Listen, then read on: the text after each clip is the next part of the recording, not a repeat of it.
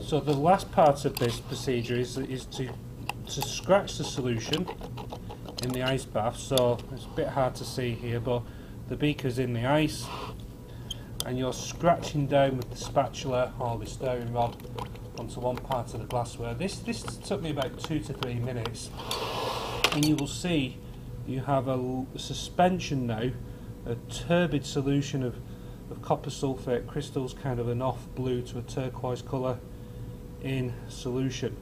And the last thing that needs to happen now, and I'm just going to wiggle my camera around, is that you start then to filter back onto the bottom of the funnel.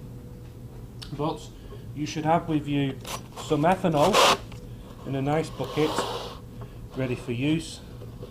So we'll take this here, we've got some ethanol in a nice bucket, and we're now going to do exactly like we did before. We're going to take the solution, we'll agitate it by stirring it, and then we're going to pass it through the funnel as appropriate, and we will also at the same time apply a vacuum.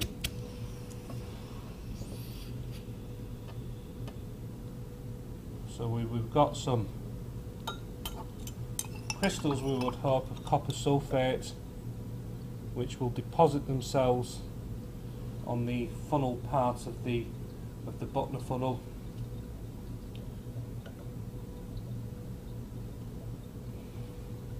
So we'll take the last quantity of crystals and swirl them out of the beaker like such, and then you need to get yourself a spatula and wash the inside of the beaker of copper sulfate crystals. So I shall just run get a spatula there.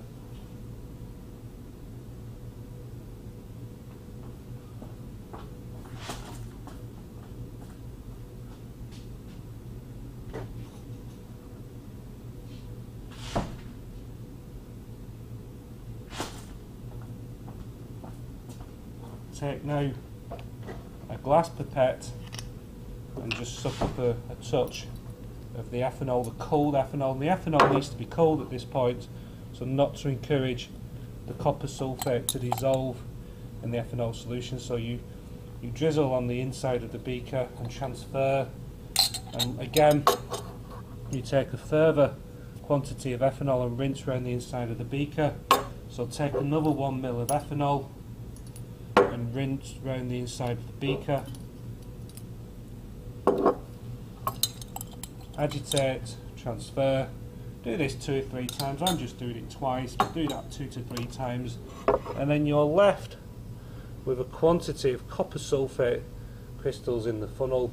This should be then an increased vacuum source, maybe for a couple of minutes, and then scrape the crystals out into a container or a vial pre-weighed, or a piece of filter paper on a watch glass, and again put it into the oven for the appropriate amount of time indicated, and that is your copper sulfate.